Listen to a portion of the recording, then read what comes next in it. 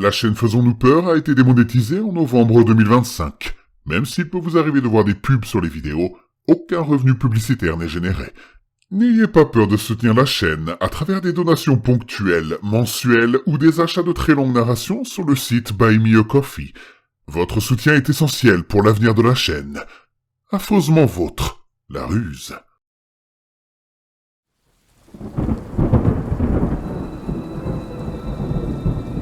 Attention, le contenu de cette vidéo peut heurter la sensibilité des plus jeunes. Vous êtes prévenus. N'ayez pas peur de laisser un pouce bleu, d'activer les notifications et de vous abonner si ce n'est pas déjà fait. Je me souviens pas avoir écrit cette foutue liste, et le contenu m'a traumatisé. Tout a commencé par une trace de sang séché inconnue sur ma joue.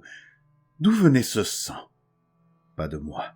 J'ai examiné tout mon corps dans la salle de bain et je n'ai même pas trouvé une égratignure. Ma tête était vide. Non seulement je ne me souvenais pas d'où venait le sang, mais je ne me souvenais de rien. Tout a commencé ce matin. Je me suis réveillé avec un rayon de soleil sur les paupières. En gémissant, j'ai tourné la tête vers mon réveil.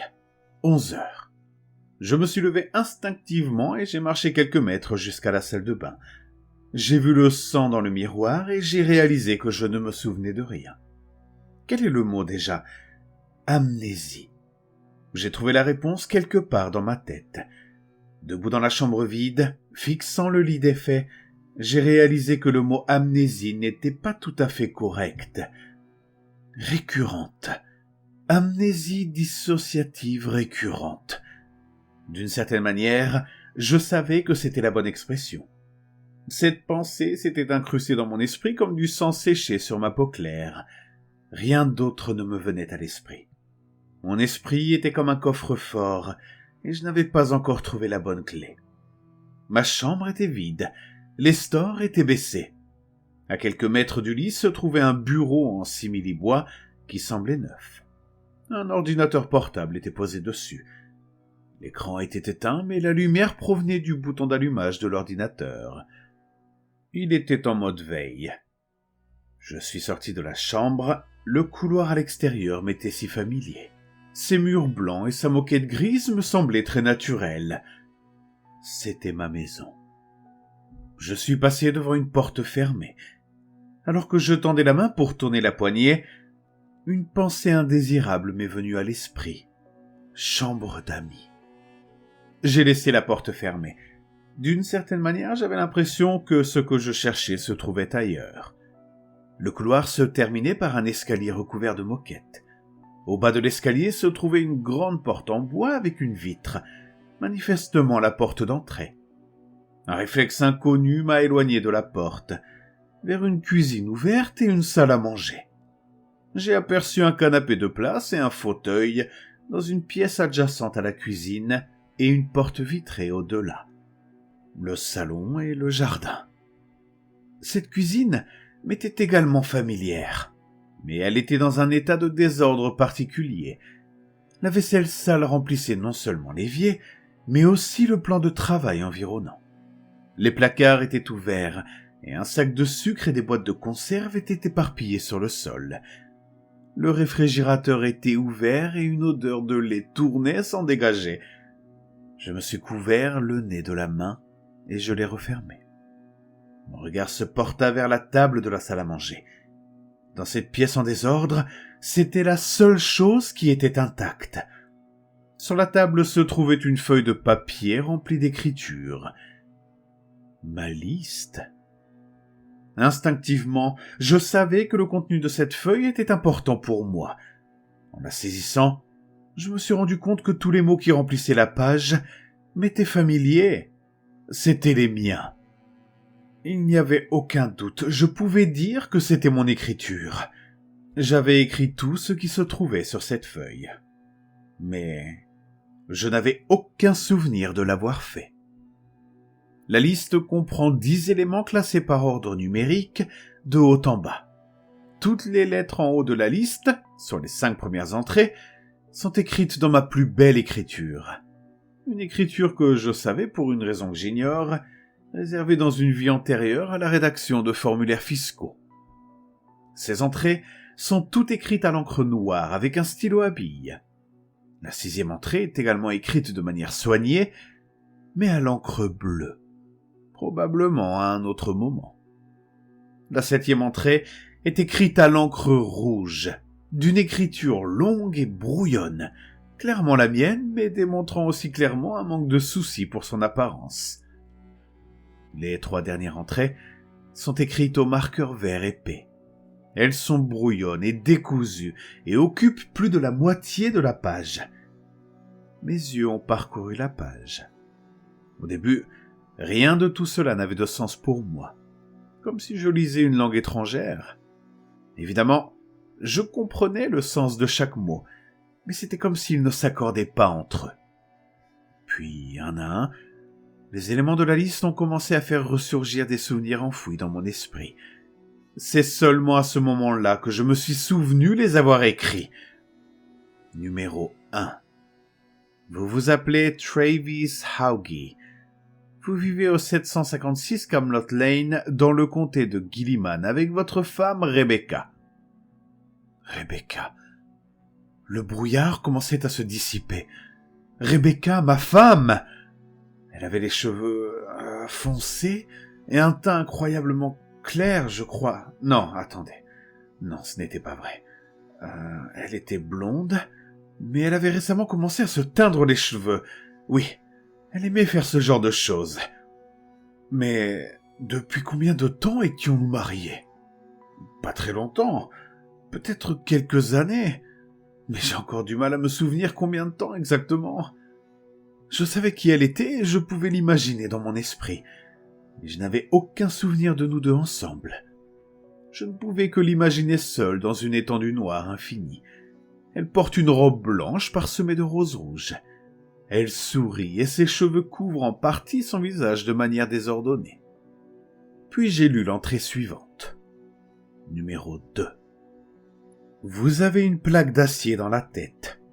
Vous avez subi des lésions cérébrales graves lors d'une tentative d'agression.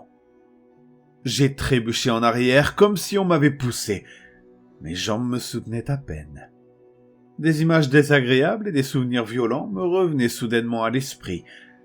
La main tremblante, j'ai porté ma main vers le côté gauche de mon crâne. J'ai tapoté avec un doigt tremblant. Un bruit métallique a résonné à l'intérieur. L'agression. Oui, c'était en janvier. Il avait neigé. Rebecca était avec moi. Nous revenions du cinéma. Non, d'une pièce de théâtre. Enfin, je crois. Je suis désolé, certains de mes souvenirs me reviennent encore, mais d'autres pas. Je crois que je n'avais pas aimé la pièce. Elle n'était pas aussi drôle que je l'avais imaginée pour une pièce comique. Rebecca l'avait adorée. En particulier le vieil homme qui fabriquait des feux d'artifice dans le sous-sol. Nous n'avions pas pu nous garer près du théâtre, je crois. Nous étions à plusieurs pâtés de maison. J'ai suggéré de prendre un raccourci par une ruelle. « C'est Denver », lui ai-je dit. « C'est parfaitement sûr comme ville. » Elle était réticente, me rappelant qu'un tueur en série qui n'avait pas encore été identifié sévissait dans le quartier même. J'ai ignoré ses protestations et l'ai entraîné dans la ruelle. Et là, oui, un homme nous attendait là-bas. Ce n'était pas un tueur en série, juste un vulgaire voleur. Il avait une arme et sa main tremblait, il devait être nerveux. Pourquoi c'était lui qui était nerveux? C'était lui qui nous agressait. « Donne-moi ton portefeuille !» Je n'ai pas protesté. Je savais bien que ce n'était pas une bonne idée.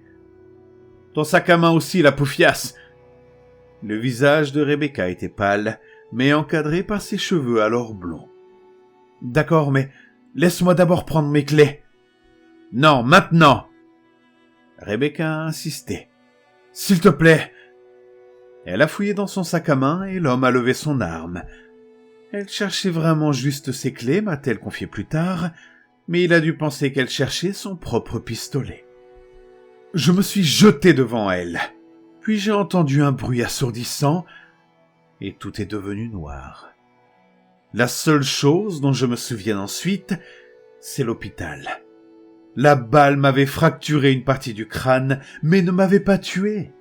Un fragment de mon crâne s'était logé dans mon cortex cérébral. Je posai le papier. Le souvenir s'était arrêté là. Une partie de moi pensait que je ne devais plus lire, que je ne devais plus laisser entrer d'autres souvenirs. Instinctivement, je savais que le reste des éléments de la liste allait me bouleverser, mais je ne pouvais pas m'arrêter. Je continuai. Numéro 3. Vous souffrez d'amnésie dissociative récurrente, due aux dommages subis. Le docteur Phillips vous a demandé de dresser une liste de faits importants afin de vous aider à retrouver la mémoire lorsque vous l'avez oubliée.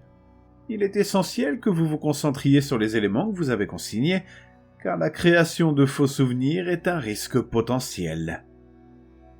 Le docteur Phillips, oui, c'était mon thérapeute. C'était un homme âgé et patient. C'est Rebecca qui l'avait trouvé. Elle disait qu'il avait un doctorat d'une université voisine qui était censée être très réputée. Vous allez avoir des épisodes d'oubli pendant un certain temps, peut-être même pour toujours. Mais des rappels visuels devraient aider votre hippocampe à retrouver les souvenirs que vous avez enfouis. C'est ce qu'il m'a dit, oui. C'est ce qui m'a inspiré à écrire cette liste. Combien de temps s'était écoulé depuis ? Des jours ? Des semaines, voire des mois ? À ce stade, de petits souvenirs me revenaient par flash. C'est difficile à expliquer, mais c'était comme si de courts-métrages passaient dans ma tête, mais que certaines scènes et certains extraits manquaient. Numéro 4. Votre amnésie est généralement déclenchée par des périodes de stress extrême. Il est important que vous vous détendiez et que vous gardiez l'esprit clair. Je levai les yeux de la note pour regarder le désordre qui régnait dans la cuisine. Une flaque de jus et des carottes écrasées recouvraient une partie du sol. Les carottes avaient bruni. Je ne sais toujours pas combien de temps j'ai dormi. Je me suis dit que ce qui avait causé ce désordre avait dû déclencher mon amnésie. Avons-nous été cambriolés ? Ce qui est drôle, c'est que je ne me souviens pas comment ce désordre a été causé. Je ne me souviens pas de grand-chose avant d'être dans la salle de bain. Je me souviens à peine de m'être réveillé. La première chose dont je me souviens clairement, c'est le sang séché sur mon visage. La lecture de cette entrée m'a rappelé quelques brefs souvenirs où le docteur Phillips et Rebecca m'ont dit que j'avais déjà perdu connaissance auparavant. Mais je n'avais toujours aucun souvenir de la dernière perte de connaissance qui m'avait conduit là où je me trouvais maintenant. Numéro 5. Vous travaillez au supermarché local. Le docteur Phillips a dit qu'il serait bon pour votre esprit de recevoir de nouvelles stimulations chaque jour. Rebecca travaille à domicile. J'ai gémi. J'avais oublié mon travail. J'ai brièvement envisagé d'appeler, mais vu l'état de désordre dans ma maison, j'ai pensé que j'avais probablement d'autres chats à fouetter. Je n'aimais pas mon travail, qui était bien en dessous de mon niveau d'intelligence. Mais le supermarché n'aurait aucun mal à me former à nouveau si je perdais la mémoire de mes tâches. Ce point de la liste a déclenché toute une série de souvenirs. Rebecca est transcripteuse médicale. Elle tape les enregistrements audio des notes des médecins afin qu'ils en aient une copie écrite. C'est pourquoi elle travaillait à domicile. Avant mon accident, avant que je sois blessé par balle, j'étais comptable dans une grande entreprise. Cela me rapportait beaucoup d'argent. Cela nous a permis à Rebecca et moi d'acheter cette maison. Je pense qu'avant l'accident, nous avions prévu d'avoir des enfants. Elle en voulait toujours 2, un petit garçon et une petite fille. Ils allaient porter les prénoms de ses grands-parents, Lincoln et Claire. Mon esprit était envahi par des images du visage de Rebecca, baigné de larmes, me disant de ne pas me sentir coupable. Nous ne pouvions plus avoir d'enfants désormais. Ma perte de mémoire était un handicap trop important. Je me suis replongé dans le journal. La note suivante semblait avoir écrite à un moment différent des autres. Numéro 6. En août 2016, ton cousin Scott a emménagé avec toi et Rebecca. Il travaille également à domicile. Scott. Scott. Scott est le seul membre de ma famille encore en vie. Les autres sont morts dans un accident de voiture quand nous étions enfants. Nous ne nous étions pas vus depuis des années, mais il m'a retrouvé après l'agression. Il a toujours été un peu épuisé, mais c'était le genre d'épuisement qui lui conférait des compétences incroyables en programmation informatique. C'est ce qu'il faisait depuis chez lui.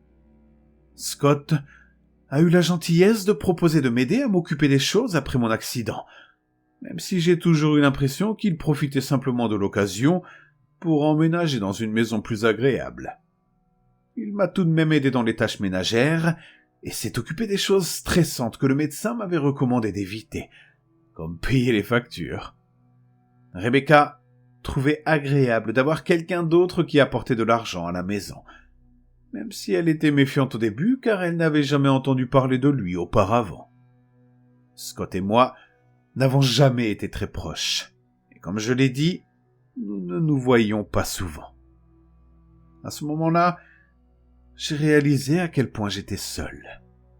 Il n'y avait aucun mouvement, ni aucun craquement dans la maison, juste un silence étouffant. Si Rebecca et Scott travaillaient tous les deux à domicile, ne devraient-ils pas être là? Je me suis levé de la table de la cuisine et je me suis dirigé sur la pointe des pieds vers le salon. Lui aussi était en désordre. Les 2 chaises que j'avais vues auparavant étaient en assez bon état, mais le reste de la pièce était en ruine. Un écran plat gisait renversé sur le sol, son verre sombre se confondant avec le tapis. Dans un coin de la pièce, appuyé contre le mur en stuc, se trouvait un long morceau de bois avec une grosse tête métallique. Une masse. La tête du marteau était d'un bordeaux rouillé. Le tapis sous le marteau était nettement différent de la couleur crème du tapis environnant. Il était d'une couleur brun cramoisi séché. Du sang. Quelque chose de grave s'était produit dans cette maison. Je regardais la porte vitrée qui donnait sur notre jardin. Les stores étaient baissés, bloquant la vue sur l'extérieur. Il y avait de la boue séchée sur le sol autour de la porte. Les coins de mon champ de vision commençaient à devenir gris. Ma tête était lourde et j'avais une envie irrésistible de m'allonger. Ma propre voix se mit à crier dans ma tête, essayant de me raisonner. « Non, ne t'endors pas !» Mais je suis tellement fatigué. C'est le stress. Il provoque un autre blackout. Tu dois respirer et te détendre. Ma poitrine se soulevait et ma respiration était saccadée et irrégulière. J'étais clairement en hyperventilation. J'ai pris une profonde inspiration. Le gris qui obscurcissait ma vision a commencé à s'estomper. L'air a rempli mes poumons et mon cœur s'est remis à battre à un rythme plus régulier. Au bout de quelques minutes, je me suis senti à nouveau normal. Je me suis levé lentement et je suis retourné à la table de la cuisine. Une partie de moi savait que je devais finir de lire et de comprendre la liste. Numéro 7. Rebecca m'aime-t-elle encore? Les larmes me montèrent aux yeux. Nous avions des problèmes. Des images de Rebecca et moi en train de nous disputer envahirent mon esprit. Je suis désolé. Je n'arrive pas à m'en sortir. Je fais de mon mieux. C'est tout ce que tu peux faire, Travis? J'en ai marre de te rappeler qui je suis. J'en ai marre de recevoir des appels de la police parce que tu t'es endormi sur le bord de la route. Criait Rebecca. Mais je n'ai rien demandé, moi. Je fais de mon mieux pour subvenir à nos besoins. Subvenir à nos besoins? Le seul qui fait quelque chose pour subvenir à nos besoins, c'est Scott. Continuait à crier Rebecca. J'emmerde Scott. Rebecca et moi sommes debout dans la cuisine et nous nous disputons. J'ai plusieurs souvenirs de ce genre. Elle et moi nous disputons à propos de mon amnésie. Pour certains, je sais pourquoi nous nous disputons, mais pour d'autres, je n'en ai aucune idée. Scott est généralement un sujet de conflit, mais la raison n'est pas toujours claire. Je continue à fixer la liste. Le point suivant était le premier, écrit au marqueur vert chaotique. Le vert coulait dans les minuscules veines du papier. donnant à mon écriture un aspect frénétique et surnaturel. Numéro 8. Rebecca et Scott deviennent très proches. Ils baisent probablement pendant que je suis au travail. Je me déteste. Je vais tous nous tuer.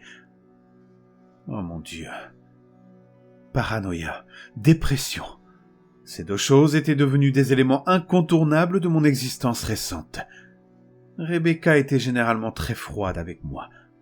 De nombreuses impressions d'elle, m'ignorant ou me traitant comme un idiot, dansaient devant mes yeux. Je me souvenais de la nervosité dans mon estomac alors que je me tenais debout à emballer des courses, en pensant à eux seuls ensemble. La douleur de ce sentiment me faisait encore souffrir. Je me suis rendu compte que je pleurais. Tous ces souvenirs douloureux remontaient à la surface d'un seul coup. Je vais tous nous tuer. C'est moi qui avais écrit cela. Avais-je tué ma femme et mon cousin ? Je ne m'en souvenais pas. Je me souviens avoir été très en colère contre eux deux. Mais je me souviens aussi avoir encore éprouvé tout mon amour pour Rebecca. Je n'aurais pas pu les tuer, n'est-ce pas ? Puis, une pensée inconnue s'effrayait un chemin jusqu'à la surface des idées contradictoires qui se bousculaient dans ma tête. La chambre d'amis.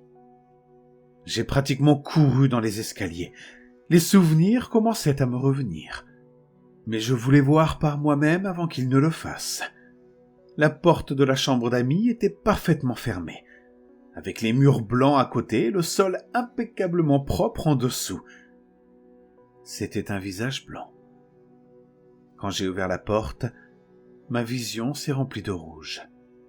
Le lit était maculé de rouge, les murs étaient maculés de rouge, et même le plafond était maculé de rouge. Il y avait du sang partout dans la pièce.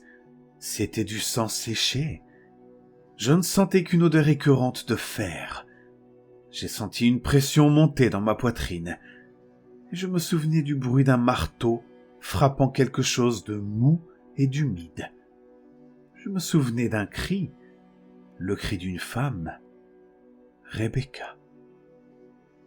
Je me suis couvert la bouche de la main et je suis sorti de la pièce. J'avais du mal à garder mon sang-froid. Des nuages gris commençaient déjà à envahir mon champ de vision, mais je m'efforçais de rester calme. Si j'avais tué Rebecca, je voulais en être sûr. Il n'y avait pas de corps dans la chambre d'amis. Je ne me souvenais pas où je l'avais caché. Il m'a fallu près de 15 minutes pour retourner à la cuisine.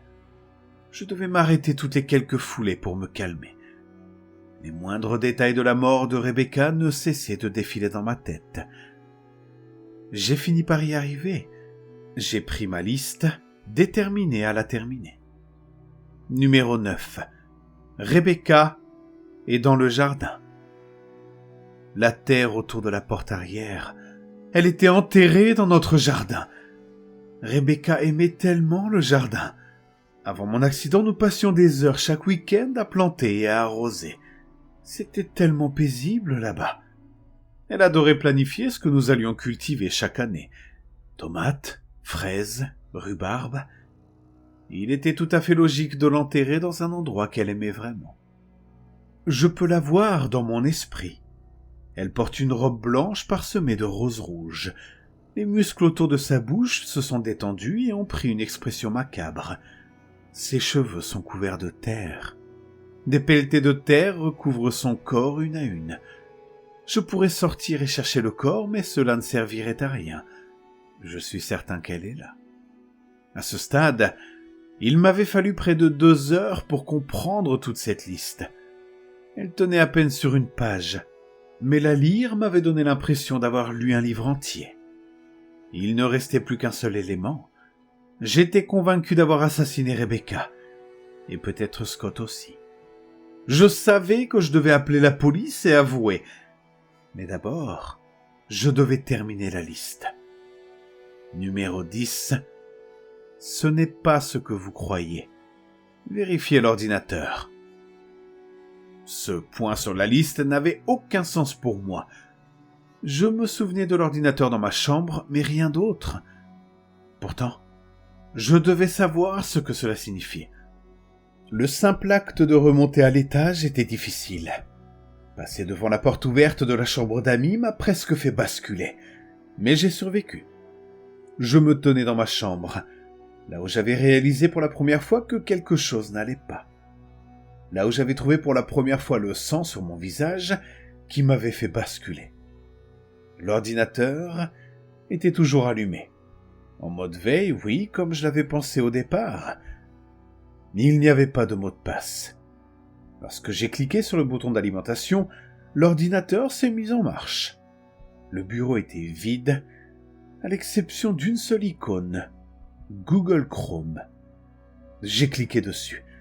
Cela a amené à l'écran de recherche générique de Google. Il y avait 2 signés, 2 articles de presse différents. J'ai fait glisser le curseur sur l'un d'eux et l'ai ouvert. Un titre s'affichait en gros sur l'écran. Le tueur du comté de Gilliman toujours en fuite. L'article racontait l'histoire d'un tueur en série dans notre région. Il était connu pour s'introduire dans les maisons des femmes. Il les ligotait, les torturait, les violait, puis les assassinait. La police était déconcertée par lui. Il était en fuite depuis des mois, malgré les scènes horribles qu'il laissait derrière lui dans les maisons. Sa signature était d'écraser le crâne de ses victimes avec une masse. Une masse ? Il y avait une masse dans le salon. J'ai frissonné. Je ne pouvais pas être le tueur en série à la masse, n'est-ce pas ? Je n'avais aucun souvenir d'avoir fait une chose pareille. Jusqu'à présent, chaque fois que je lisais quelque chose qui avait un sens pour moi, cela déclenchait un flot de souvenirs. Mais je ne me souvenais pas avoir tué quelqu'un. J'ai cliqué sur l'autre signé. C'était un nouvel article datant d'il y a 15 ans. Une nécrologie détaillant un accident. Une famille meurt dans un accident de voiture bizarre. Cet article m'a rappelé une foule de souvenirs. Des images de la camionnette familiale glissant sur la glace, percutant le terre-plein central de l'autoroute et heurtant une voiture qui roulait en sens inverse. Un autre garçon était assis à côté de moi sur le siège. Il avait mon âge. La voiture nous a percutés de son côté. Son corps a été écrasé. Je me souviens l'avoir vu s'effondrer, se recroqueviller dans un amas de sang et de métal. Je me souviens des funérailles, debout avec un policier à mes côtés, les larmes coulant sur mon visage. Je me souviens les avoir tous enterrés. Ma mère, mon père, mes tantes, mes oncles, tous morts. Et le garçon assis à côté de moi, mon cousin Scott. J'étais le seul survivant. L'article confirme ce que j'ai dit. Il dresse la liste des noms des personnes décédées, dont celui de Scott Haughey. Comment aurait-il pu vivre avec nous à l'époque ? Qui était la personne qui avait emménagé chez nous ? J'ai repris la note, je l'ai lue encore et encore, à la recherche d'un indice qui pourrait expliquer ce qui s'est passé, et mon regard s'est arrêté sur le 3e point de la liste. Il est essentiel que vous vous concentriez sur les éléments que vous avez documentés, car la création de faux souvenirs est un problème potentiel. La création de faux souvenirs ? J'ai compris. La personne qui vivait avec nous, celle que j'avais présentée à ma femme comme un cousin perdu de vue depuis longtemps, celle qui passait toute la journée seule avec Rebecca pendant que j'étais au travail à m'inquiéter, ce n'était pas vraiment mon cousin, mais il était tellement convaincant. Je me souviens l'avoir vu attacher Rebecca au lit. Le stress me faisait déjà perdre la vue. Je me souviens de la masse. Je me souviens de ses supplications. Elle me suppliait de me lever et de l'aider. Je me souviens des larmes qui coulaient sur mes joues et du sentiment d'impuissance totale. Je me souviens de Scott qui riait comme un fou en la frappant à plusieurs reprises avec la masse. Je me souviens du bruit écœurant des os qui se brisaient et des cris de douleur de Rebecca. Je me souviens de ses cris stridents et perçants.